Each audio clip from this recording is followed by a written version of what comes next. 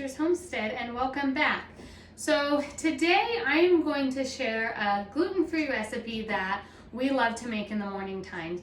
However, I am going to give this disclaimer. It does take a while to bake, and so you're going to want to make sure to either make it the night before or mix up the batter really early in the morning and pop it in the oven. Otherwise, everyone has a hard time waiting for it to be done. And what is that recipe, you ask? It is a gluten-free banana bread. So when we have bananas that are ripe and nobody wants to eat because they're super mushy, I love to make banana muffins, or another favorite is banana bread. And so that's what I'm going to share today. I love to use these USA pans when I bake any form of gluten-free bread. They just hold the shape really well. But this banana bread, you don't need a special pan for. You can just use a regular glass Pyrex pan or any kind of bread pan that you have. But these are my favorite. They really give it support on the sides and make a really nice shaped loaf.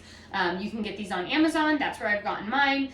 If you have been following me for a while, you know that I use these pans, and they're highly important when you make my gluten-free all-purpose bread, my sandwich bread that we always make. These pans are definitely a must. But for this recipe, they're not necessary unless you have them and you want to use them.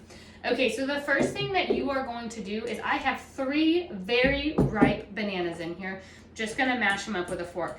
Now these are so ripe that they're gonna mash up really easily. They were like on the verge of not being usable anymore. That's how ripe they were. But we're gonna go ahead and mash them all up until they are just a nice, there's no clumps in them, and they're just like a nice little paste type thing. After you have mashed up your banana, you're gonna wanna go ahead and move on over to your stove and get your butter browned. Now browning your butter is super important in making this really delicious. I don't even know exactly what it is, but it makes it better. If you don't want to do that step, you can just melt your butter, but you're gonna use 1/3 a cup of butter, and I brown it on the stove first, and I'm gonna go ahead and show you what that looks like. Okay, so I'm over here on my stovetop, and I have put 1/3 a cup of butter in a saucepan, and I just have it on like medium heat.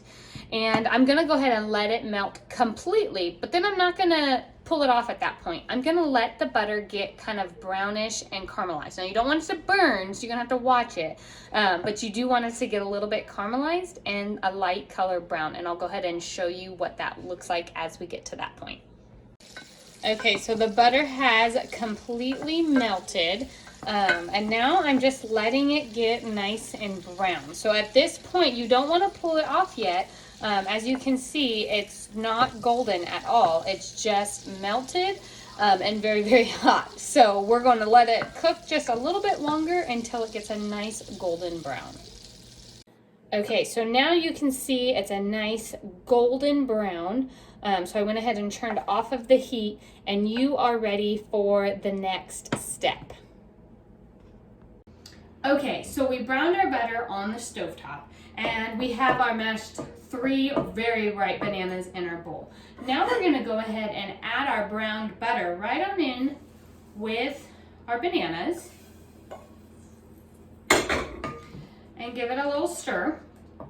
Then we're gonna go ahead and add in a teaspoon of vanilla.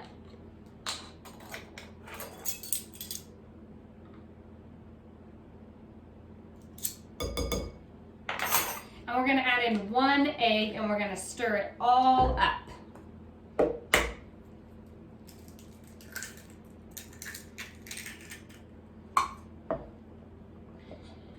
Once this is all mixed together and your egg is incorporated and you no longer see the yolk, you're gonna go ahead and start adding in some dry ingredients to make your bread batter. Okay, so we're gonna go ahead and do 1 teaspoon of baking powder.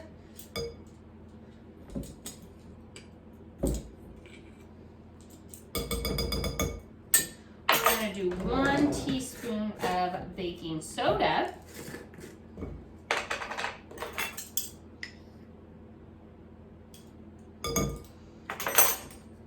We are going to do 1/4 a teaspoon of ground cinnamon.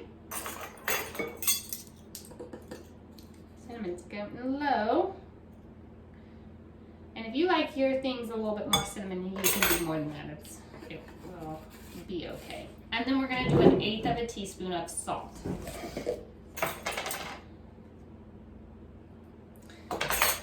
Then you're going to go ahead and mix all of that up so that you have no clumps and everything is mixed into the egg, butter, banana mixture.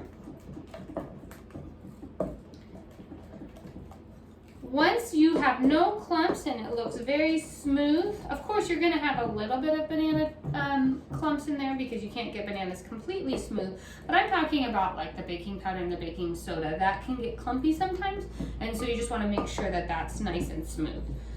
Now we're going to go ahead and add in 1.5 cups of all-purpose gluten-free flour. I use cup for cup in all of these kinds of recipes. I highly recommend it. It gives you the best product at the end when you're making gluten-free. If you have or like a different brand of gluten-free all-purpose flour, feel free to use that. You don't need to use cup for cup, but that is my highly recommended gluten-free all-purpose flour blend that I use. I buy it on Amazon. And I'm gonna sprinkle 1.5 cups of that in. Come on out. And we're gonna mix it all up.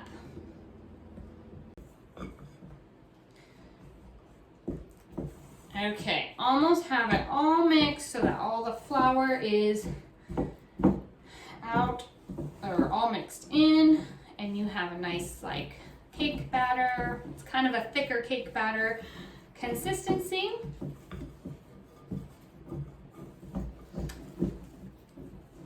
And now I'm going to take my well buttered, I like to use butter, you can use nonstick spray, you can rub it down with olive oil, whatever you use in your house. I like to use butter because what better way than buttery banana bread in my bread pan. And I'm going to go ahead and dump this all in and smooth out the top.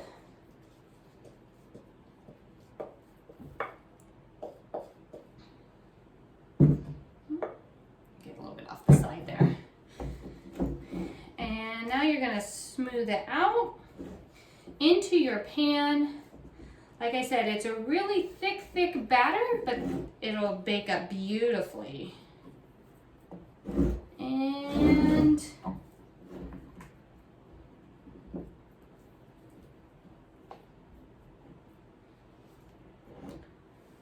now I'm going to go ahead and bake this in a 350-degree oven for about 50 to 55 minutes.